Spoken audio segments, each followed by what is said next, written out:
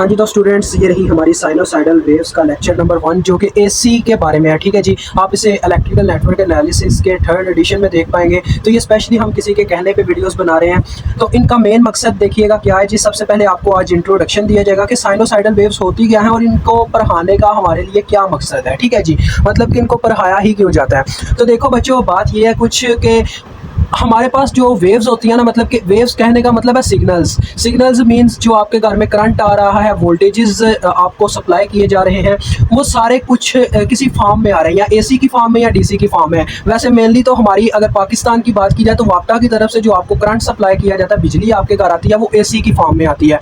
तो ये सब्जेक्ट आपका एसी के बारे में। जब आप इलेक्ट्रिकल इंजीनियरिंग कर रहे हो तो आपको हर एक चीज़ के बारे में बताया जाएगा। यही उनका मकसद है कि उन्होंने आपको यहाँ पे साइनोसाइडल वेव्स के बारे में एक टॉपिक जनरेट करके दे दिया। अब साइनोसाइडल वेव्स होती क्या है, जरा मेरी बात गौर से सुनिएगा स्टूडेंट्स। जो डीसी वेव होगी ना, वो आपने शायद ही अपने मतलब कि बुक में प्रीवियस में देखी हो, क्योंकि अक्सर उस्ताद नहीं बताते। अगर यहाँ पे ये जो आपको वेव नजर आ रही है ना, ये मैंने साइनोसाइडल वेव ड्रा किया है। किसके लिए? वोल्टेज के लिए, यानी कि ये वोल्टेज है साइनोसाइडल वोल्टेज। आप इनको बोलोगे साइनोसाइडल वोल्टेज। अब ये वोल्टेज डिपेंड किस चीज पे कर रहे हैं? टाइम पे। देखें वी ऑफ टी लिखा हुआ है, इसका मतलब है ये वोल्टेज टाइम पे डिपेंड कर रहे हैं। अब जरा मेरी बात गौर से सुनिएगा। एक पूरा टाइम पीरियड होता है, कह लें 1 सेकंड का टाइम पीरियड है। ठीक है, उसी के अंदर अंदर हमारे वोल्टेज क्या होते हैं? एक दफा टोटली तौर पे मैक्सिमम होते हैं, एक दफा टोटली तौर पे क्या होते हैं जी? मिनिमम होते हैं। तो ये उसकी एक्सट्रीम वैल्यूज होती हैं। अब ये भी आपको कहा जाए तो साइनोसाइडल की कहा जाता है कि जो एवरेज होती है वो क्या होती है जी? 0 होती है। Sinusoidal average is 0। अब उसका कहने का क्या मतलब है, जरा गौर से देखिएगा। फॉर एग्जांपल इसको मैक्सिमम वोल्टेज, हम मेन वोल्टेजेस की बात करते हैं, 220 मिल रहे हैं। ठीक है जी, 220 वोल्ट ही आते हैं ना आपके घर। अब हम ये वापटा की वेव की बात कर रहे हैं, और जो इसके मिनिमम वोल्टेज है वो क्या है? -220। ये इसकी यहाँ पे इस पॉइंट पे वैल्यू है -220 वोल्ट। अब जरा मेरी बात ना गौर से समझिएगा। होता क्या है जी, देखें ये अभी टाइम पीरियड शुरू हुआ है। ये टाइम 1 सेकंड का, मतलब कि इतनी वेव 1 सेकंड में बन रही है। अब देखें होता क्या है, इसी 1 सेकंड के अंदर अंदर हम स्लो चलते हैं। देखें हम मतलब आपको समझाने के लिए स्लो चलते हैं। होता क्या है जी, पहले वोल्टेज बढ़ना स्टार्ट करते हैं और 220 वोल्ट होते हैं। ठीक है, फिर वही 220 वोल्ट घटते घटते 0 वोल्ट पे आ जाते हैं। अब देखें यहाँ पे हमें कितना मतलब कि टोटल वोल्टेज सप्लाई हुए 220 वोल्ट। ठीक है, अब इसी में देखें माइनस भी होंगे वोल्टेज। अब ये वोल्टेज घटते भी हैं, -220 पे आते हैं, फिर ये 0 पे जाते हैं। तो इसमें से 220 में से आप -220 करो तो आपको आंसर क्या मिलेगा? 0 वोल्ट। तो ये वो कहना चाहते हैं कि साइनोसाइडल वेव की जो एवरेज होती है वो 0 होती है, और एवरेज इसी तरह से मेरे बच्चों निकाली जाती है। हम ओवरऑल वेव की बात करते होते हैं। ठीक है जी, समझ गए हो। तो साइनोसाइडल वेव जो होती है वो उसकी एवरेज 0 होती है। ये एक चीज़ है आपको समझाने वाली। अब ये याद रखिएगा, ये सिर्फ वोल्टेज का इस तरह से सिग्नल नहीं हो सकता, करंट का सिग्नल भी ऐसे ही होता है। अभी मैं आपको डीसी वाली बात करने वाला था। ये कौन से वोल्टेज है? एसी वोल्टेज, जिनकी कोई ना कोई साइनोसाइडल वेव होती है। अब डीसी वोल्टेज की मैं आपको ना यहाँ पे शेप ड्रा करके दिखाऊंगा, जरा देखिएगा। यहाँ नीचे आपको ड्रा करके दिखाते हैं डीसी वोल्टेज।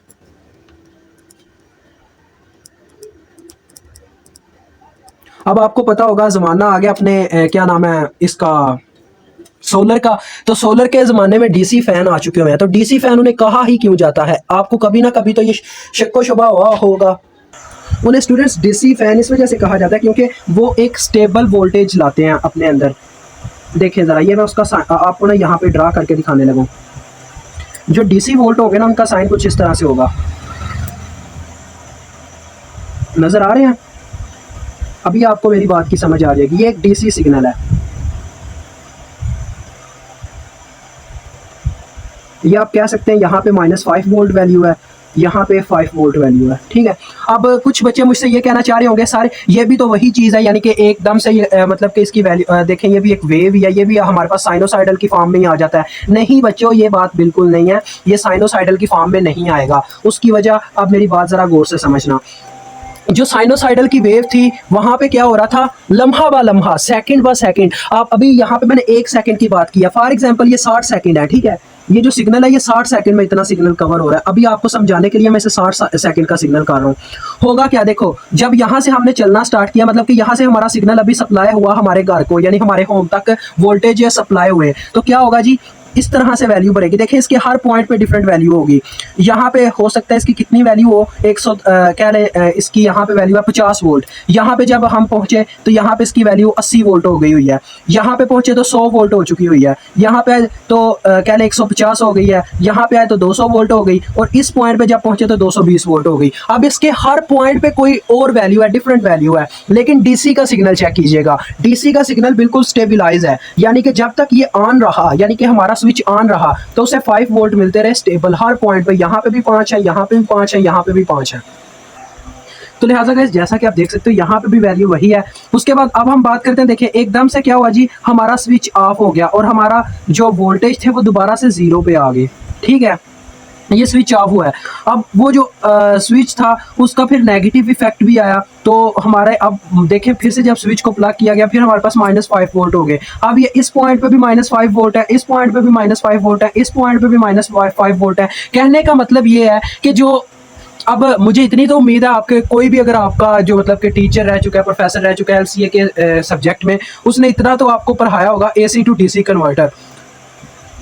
अब असल में वो जो आप अपने चार्जर के लिए इस्तेमाल करते हो ना, आपका चार्जर होता है जिसके लिए आप वो स्विच इस्तेमाल करते हो, चार्जर कनेक्टर, चार्जर ही यार आप उसको कहते हो। मेन मैं चार्जर ही कहना चाह रहा हूँ, लेकिन उसका यार वैसे अब किसी और तरीके से बयान करना चाह रहा था मैं उसे। वो जो आपका चार्जर होता है ना, उस चार्जर के अंदर भी एसी टू डीसी कन्वर्टर लगा होता है, यानी कि वो क्या करता है, वो आपका की 220 वोल्ट के जो आपके मतलब कि एसी वोल्टेज पीछे से आ रहे होते हैं, एसी करंट आ रहा होता है, उसको कन्वर्ट करके देता है डीसी में। आगे वो 2 वोल्ट या 3 वोल्ट इस लिहाज से, यानी जिस लिहाज से आपके मोबाइल को आगे वो सप्लाई देनी है उस लिहाज से उसकी वो सप्लाई को कन्वर्ट करके दे देता है। तो मेन ये साइनोसाइडल एसी वोल्टेज और उसके बाद डीसी वोल्टेज में ये फर्क है। डीसी वोल्टेज साइनोसाइडल नहीं होते, हमेशा एसी वेव्स हमारे पास क्या होती हैं जी, साइनोसाइडल होती हैं। वोल्टेज भी हो सकती है, करंट भी हो सकती है। तो अब आगे आ जाए। अब ये 2 चीज़ें मैंने और जिस बच्चे ने ये लेक्चर के लिए कहा हुआ है उसके लेक्चर में मैंने ये 2 चीज़ें और देखी हैं। तो ये 2 चीज़ों के बारे में बताया गया कि ये साइन और कॉस के फंक्शन आ जाते हैं एसी वोल्टेज और डीसी वोल्टेज के अंदर। ठीक है जी, तो लिहाजा जो एसी वेव्स होती हैं साइनोसाइडल, उनमें साइन के फंक्शन इस्तेमाल होने होते हैं। इस वजह से आपको उन्होंने ना 2 ट्रिग्नोमेट्रिक रूल्स पढ़ाए हुए हैं। इतना याद रखिएगा, काज के एंगल के साथ अगर माइनस होना तो हमेशा काज जो है ना सिर्फ काज का फंक्शन, काज और इसका रेसिप्रोकल होता है सीकेंड। सिर्फ आपने काज को याद रखना है क्योंकि आपके सब्जेक्ट के अंदर सीकेंड का कोई इस्तेमाल नहीं है। काज हमेशा माइनस के साइन को खा जाता है, यानी कि ये माइनस को खत्म कर जाता है। अब ये काज का फंक्शन माइनस को खा जाएगा और ये रह जाएगा काज अल्फा। ठीक है, समझ रहे हो मेरी बात को। लेकिन ये जो साइन होता है या टेंजेंट होता है, ये क्या करता है जी, उस माइनस को पीछे फेंक देते हैं, तो लिहाजा ये पीछे फेंक देगा, तो ये आ जाएगा माइनस साइन अल्फा। तो ये 2 चीजें थी मजीद आपके लेक्चर में। अब आगे आ जाएं। अब आ जाती है बात इंपीडेंस की। स्टूडेंट्स, ये जो साइनोसाइडल का सारा चक्कर आता है ना, ये उस वक्त आता है जब आपके सर्किट में एक इंडक्टर या कैपेसिटर का इस्तेमाल होता है, क्योंकि inductor and capacitor also react as resistance. यानी जिस तरह से आपका रेजिस्टर रिएक्ट करता है ना, ये एक रेजिस्टर का साइन है, ठीक है जी, ये एक इंडक्टर का साइन है और ये एक कैपेसिटर का साइन है। इतना तो यार आप जानते हो कि इतना लेवल मैं आपका लो नहीं समझ सकता। ये कैपेसिटर है हमारा जी, capacitor, this is our inductor and the last one is our resistor. तो देखें होता क्या है, जब रेजिस्टर में से करंट गुजरता है तो ये भी एक रेजिस्टर की तरह ही वर्क करता है, लेकिन इसमें इंपीडेंस होता है, इसका कोई ना कोई इंपीडेंस होता है। अब वो इंपीडेंस क्या होता है जी, देखिए एक्सएल से उसे प्रेजेंट किया जाता है, ये यहाँ पे मैंने मेंशन किया है, इसे कहते हैं इंडक्टिव रिएक्टेंस। ठीक है जी, एक्सएल को कहा जाता है क्या जी, इंडक्टिव रिएक्टेंस। ये बराबर होता है स्टूडेंट्स जे ओमेगा एल के, जे ओमेगा एल। अब ये जो आपका ओमेगा ना, इसको कहा जाता है क्या जी, एंगुलर वेलोसिटी। अभी आपने पढ़ी होगी जो लीनियर वेलोसिटी होती है जिसे हम वी कहते होते हैं, आपने पढ़ा होगा ये अपनी फिजिक्स में, जिसे हम वी से इस तरह से मेंशन करते थे वेलोसिटी। तो एंगुलर वेलोसिटी इस वजह से आ जाती है क्योंकि देखिए जब इसमें से करंट गुजरता है तो इसमें एक मैग्नेटिक फील्ड जनरेट होता है। वो आगे की बात है, आप अगर पढ़ना चाहें तो आप हमारी चैनल की जाके वेब प्लेलिस्ट में देख सकते हैं। ये किस टॉपिक के नाम से है जी, ये हमारे पास अपनी जो बुक है, क्या नाम है उसका, इलेक्ट्रिक मशीन 1, वहाँ पे ये इलेक्ट्रिक मशीन 1 में आपको देखने को मिलेगा ये जो एंगुलर वेलोसिटी का सीन है। ठीक है, कि इंडक्टर के अंदर कैसे मैग्नेटिक फील्ड जनरेट होता है। तो देखें जी, अब इंडक्टर के अंदर मैग्नेटिक फील्ड जनरेट होता है, तो ये पता है किस तरह से मतलब कि अपने रेजिस्टेंस में वर्क करता है। इसकी जो मतलब कि रेजिस्टेंस होती है उसको हम रिएक्टेंस कहते हैं, जो कि जे ओमेगा एल के बराबर होती है। अब बात आती है एक्स सी पे। एक्स सी कैपेसिटर की रेजिस्टेंस है, यानी कि रिएक्टेंस है। इसकी रिएक्टेंस किसके बराबर होती है, देखें एक्स सी जो होता है वो बराबर होता है स्टूडेंट्स 1/, जे ओमेगा सी के। अब ये जो आपका जे है ना, ये मेन अगर आप मैथ की बात करो ना, मैथ में से आयोटा कहा जाता है, ये आयोटा है। इतना याद रखना, ये जे को आयोटा कहा जाता है, लेकिन इंजीनियर की बुक में से जे से प्रेजेंट किया गया है। ठीक हो गया जी, ये दो बातें भी क्लियर होगी। आपने क्या क्या याद रखना है, एक तो ये याद रखना है कि एक्स सी बराबर होता है 1/j⍵c के, और एक ये चीज याद रखनी है कि एक्स एल बराबर होता है j⍵l के। और ये थीटा एंगल है स्टूडेंट्स, क्योंकि देखो एक तो एंगुलर वेलोसिटी आ गई, जब एंगुलर वेलोसिटी को टाइम से ज़रब दे तो हमें थीटा मिल जाता है। ये एक फार्मूला है, theta is equal to omega t. अब देखें यहाँ पे ये फार्मूला है एंगुलर वेलोसिटी का, omega is equal to 2πf, क्योंकि ओमेगा का ये भी फार्मूला होता है 2πf। अब ये किस तरह से आया स्टूडेंट्स, कोई भी अगर आपका साइनोसाइडल सिग्नल है ना, उसकी कोई ना कोई एक फ्रीक्वेंसी होती है अपने आप को कवर करने की। यानी अगर इस सिग्नल की फ्रीक्वेंसी है 60 हर्ट्ज, तो इसका मतलब है ये सिग्नल अप एंड डाउन 60 मरतबा हो चुका है 1 सेकंड के अंदर। ये चक्कर होता है फ्रीक्वेंसी का। ठीक है जी। अब अगर मैं इस सिग्नल की फ्रीक्वेंसी की बात करूं, ये जो आपको सिग्नल नजर आ रहा है, अगर इसकी फ्रीक्वेंसी है 10 हर्ट्ज, ठीक है, इसका कहने का मतलब ये होगा कि 1 सेकंड के अंदर ये जो सिग्नल है ना, मतलब ये जो वोल्टेज आपका ट्रिगर है, ये ऑन ऑफ होता है कितनी मरतबा, 10 मरतबा। यानी कि फ्रीक्वेंसी का यही चक्कर है कि फ्रीक्वेंसी अगर आपकी 50 हर्ट्ज होगी तो इसका मतलब 1 सेकंड में 50 दफ़ा। तो ठीक है जी, इस चीज़ को याद रखना है कि फ्रीक्वेंसी का और टाइम पीरियड का क्या चक्कर होता है। अब मुझे उम्मीद है आपको फ्रीक्वेंसी क्लियर हो गया होगा। तो उसके बाद बात आ जाती है कि यहाँ पे बच्चों ने ये भी लिखा हुआ था कि resistance, voltage and current, leading and lagging, यानी लीडिंग एंड लैगिंग के बारे में बच्चों को समझाया गया है उस लेक्चर के अंदर। तो वो चीज़ भी ज़रा मैं आपकी क्लियर कराना चाहूँगा, ज़रा गौर से देखिएगा स्टूडेंट्स होता क्या है। फॉर एग्जाम्पल हमने ये एक वेव ड्रा कर लिया, ठीक है जी, एक टाइम पीरियड ले लिया, टाइम इंटू सेकेंड, और एक यानी कि जो हमारी वोल्टेज हैं उनकी साइनोसाइडल वेव ये है, ये जो मैं मेंशन कर रहा हूँ, ये वोल्टेज के लिए साइनोसाइडल वेव है, मैं मेंशन कर रहा हूँ, ये देखें वोल्टेज। अब जो वोल्टेज है उन्होंने कहाँ से स्टार्ट किया, यानी कि स्टूडेंट्स मेरी ज़रा बात गौर से सुनिएगा, कभी भी टाइम जीरो नहीं होता। कभी आपने कहीं पे पढ़ा है कि हमारा जो दिन का वक्त है मतलब वो 0 सेकंड से स्टार्ट हुआ हो, कभी ऐसा नहीं होता। बस इंसान अपनी आसानी के लिए ऐसा कहता है कि अब कोई अगर मैं करने लगूँ ना, फॉर एग्जाम्पल आप कोई टूर्नामेंट खेलने लगे हैं, यानी कि क्रिकेट का मैच स्टार्ट होने लगा है, तो उसको 2 घंटे मतलब कि उस क्रिकेट के मैच को क्या होना जी, 2 घंटे तक उस क्रिकेट का मैच आपने खेलना है, यानी कि मैक्सिमम आपके टाइम 2 घंटे का है। कभी कभार ऐसा होता है कि आप परफेक्ट टाइम पे स्टार्ट करते हो, मतलब ये यही चक्कर है कि ये जो वोल्टेज की साइनोसाइडल वेव है ये 0 डिग्री से स्टार्ट हुई है। ठीक है जी, यानी कि ये मैच जो आप इसको मैच की मिसाल से समझो, ये जो मैच है ना ये परफेक्ट कितने डिग्री से स्टार्ट हुआ है, यानी कितने टाइम पे स्टार्ट हुआ है, जो इसका फिक्स टाइम था यानी कि 2 बजे स्टार्ट हुआ है। एक दूसरा मैच है, ठीक है, एक दूसरा मैच है इंडिया का मैच आप कह लो, वो क्या हुआ जी, उन्होंने कह लें, मैं भी आपको यहाँ पे ना वो बनाता हूँ उसकी वेव, तो फिर आपको बताता हूँ इस तरह से कुछ। हाँ, तो ये आपको ना ये भी इलेक्ट्रिकल के तौर पे मैं इसे मेंशन करूँ, I(t) से कहा जाएगा। जरा आप देखना, अब आपको मिसाल पे लेके जाने लगा, कौन सी मिसाल पे, डेली लाइफ की मिसाल पे। तो ये एक इंडिया, ये देखें, ये जो करंट की वेव है ना, अभी हम इसको इस तरह से कहेंगे कि जो करंट की वेव है वो वोल्टेज को लीड कर रही है कितने एंगल से, 90 डिग्री से। अब वो मैं किस तरह से कह रहा हूँ मैं वो भी आपको समझाता हूँ, जरा मेरी बात गौर से सुनना। ये जो IT है ना, ये जो IT की वेव है, ये इंडिया का मैच है। आप I को समझो, ये इंडिया का मैच चला है, ठीक है, this is India cricket match, ठीक है, and this is Pakistan cricket match. अब देखें है क्या चक्कर कि मैच, 2 मैच थे वो एक ही दिन पे एक ही टाइम पे स्टार्ट होने थे 2 बजे, लेकिन इंडिया वालों ने क्या किया, अपना मैच स्टार्ट कर दिया 1:30 बजे, यानी कि 1:30 पे। ठीक है जी, उन्होंने 1:30 बजे स्टार्ट कर दिया, ठीक है। और जो हमारा पाकिस्तानियों का मैच है, पाकिस्तानियों का मैच वो कितने बजे स्टार्ट हुआ, परफेक्ट टाइम पे 2 बजे स्टार्ट हुआ।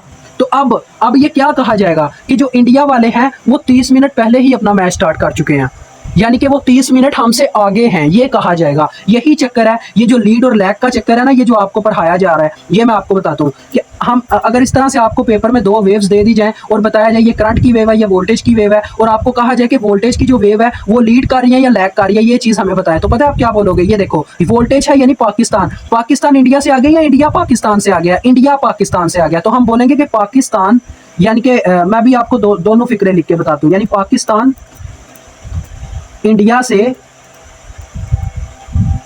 30 मिनट पीछे है, यही कहोगे ना, जो मैंने मिसाल दिया उसके मुताबिक पीछे है। ठीक है जी, ये परफेक्ट मिसाल है यार, मैं कहता हूँ इससे अच्छी मिसाल नहीं आपको कोई दे सकता। और अगर एंगल, अब हम बात करने लगे वोल्टेज और करंट की सीन में, पूछा क्या गया है कि वोल्टेज मतलब कि लीड कर रहे हैं या लैग कर रहे हैं। लीड का मतलब होता है आगे होना और लैग का मतलब है पीछे होना। तो अब एंगल की बात करते हैं। एंगल इस तरह से होते हैं, देखें 0 डिग्री, उसके बाद यहाँ ये जो आप एंगल चेक कर रहे हो ना, इसको कभी डी से चेक करना, यहाँ पे 90 डिग्री बनेगा, जिस तरह से ये शेप बनी हुई है। यानी कि जो अपना वोल्टेज है वो 90 डिग्री लीड कर, जो अपने सॉरी करंट है वो 90 डिग्री आगे है वोल्टेज से, यानी इसको इस तरह से बोला जाएगा voltage lag current by 90 degree. ठीक है, और आप ये भी लिख सकते हो कि current lead voltage bye 90 degree. ठीक है, यानी कि वोल्टेज करंट से पीछे है 90 डिग्री के लिहाज से। अब वो जो मेन चीज़ थी बच्चों के मतलब के उस लेक्चर के अंदर वो ये थी कि स्टूडेंट्स पूछा गया था कि रेजिस्टर के वोल्टेज और करंट आपस में लीड करते हैं या लैग करते हैं, ये पूछा गया था। तो देखिए स्टूडेंट्स, असल में चीज़ ये है कि जो रेजिस्टर के वोल्टेज और करंट मतलब कि जब आपको इतना तो पता ही है, जब एक रेजिस्टर में से करंट गुजरता है तब जाके उसके अंदर वोल्टेज इंड्यूस होते हैं, इतना आप जानते हो ना, क्योंकि जब तक एक रेजिस्टर में से करंट नहीं गुजरेगा उसमें कोई ना कोई वोल्टेज पैदा ही नहीं होंगे। तो यही चक्कर है कि देखें, ज़रा मेरी बात गौर से सुनना, ये ऐसे ही है। देखो पाकिस्तान और इंडिया का मैच एट अ टाइम पे स्टार्ट हो रहा है। कैसे? देखो जब करंट गुजरा उसी वक्त वोल्टेज पैदा हो गए, है ना। इसी तरह से अभी इंडिया का मैच स्टार्ट हुआ उसी वक्त पाकिस्तान का मैच स्टार्ट हो गया, यानी कि एट अ टाइम ये दोनों सेम टाइम पे चल रहे हैं। तो उस केस में आप बोलोगे कि voltage and current are in phase, यानी फेज का मतलब होता है at the same time. Voltage and current are in phase in the case of resistor. ठीक है, यानी कि रेजिस्टर के केस में वोल्टेज और करंट फेज में होते हैं, उनमें कोई फेज शिफ्ट नहीं होता, मतलब चेंज नहीं होता। इसको आप फेज शिफ्ट बोलते हो। ये जो 90 डिग्री था ना, हम इस तरह से इसको कहते होते हैं कि इसकी वोल्टेज और करंट की वेव में 90 डिग्री का फेज शिफ्ट है। इसका मतलब है यानी कि फेज डिफरेंस, इन दोनों के दरमियान जो एंगल का डिफरेंस है ना वो 90 डिग्री है, फेज शिफ्ट इसे कहते हैं। In the case of resistor के केस में कभी ऐसा नहीं होगा कि इन दोनों में कोई डिफरेंस आ जाए, लेकिन इंडक्टर और जो अपना कैपेसिटर होता है उनके केस में ऐसा हो सकता है। अब ये हमें नहीं पता ये इंडक्टर का केस था या कैपेसिटर का केस था, मैंने बस दो वेव ड्रा करके आपको समझा दिया। तो ये आपका फर्स्ट लेक्चर था, मुझे उम्मीद है आपको समझ आ गई होगी। अगर जिन बच्चों ने रिक्वेस्ट की थी इस लेक्चर के बारे में, अगर उनको हमारा ये लेक्चर अच्छा लगा, कोई मजीद समझ आई है, तो लाजमी हमारे चैनल के नीचे कमेंट करके जाइएगा इस वीडियो के सेक्शन में, और लाइक कीजिएगा, और अपने जो आपके फ्रेंड्स हैं उनके साथ शेयर कीजिएगा। स्टूडेंट्स, अपना तजर्बा शेयर कर रहा हूँ आपके साथ। स्टार्टिंग में ऐसा होता है कि हम अपने क्लास फेलो से जलते हैं, हमें ये होता है कि वो हमसे कहीं आगे ना निकल जाएं, लेकिन ऐसा कभी मत सोचिएगा, क्योंकि एक वक्त ऐसा भी आता है कि वही क्लास फेलोज ऐसे लगते हैं जैसे अपने भाई हैं, उनको साथ साथ लेके चलना है, ऐसा भी वक्त आता है। तो लिहाजा सबको बराबर समझो, क्योंकि यार यहाँ पे कोई टूर्नामेंट नहीं चल रहा, आपने खुद अपने साथ एक जंग लड़नी है, ना कि किसी और के साथ। तो ये पोजीशन वाला चक्कर छोड़ दो, आज़ादी के साथ अपने फ्रेंड्स की मदद करो। अगर कोई मवाद मिलता है उनको भेजो, उन्हें कोई मवाद मिलेगा तो वो आपको भेजेंगे। तो बम बरूद को यहीं पे ख़त्म करते हैं। अल्लाह हाफिज़, अस्सलाम वालेकुम।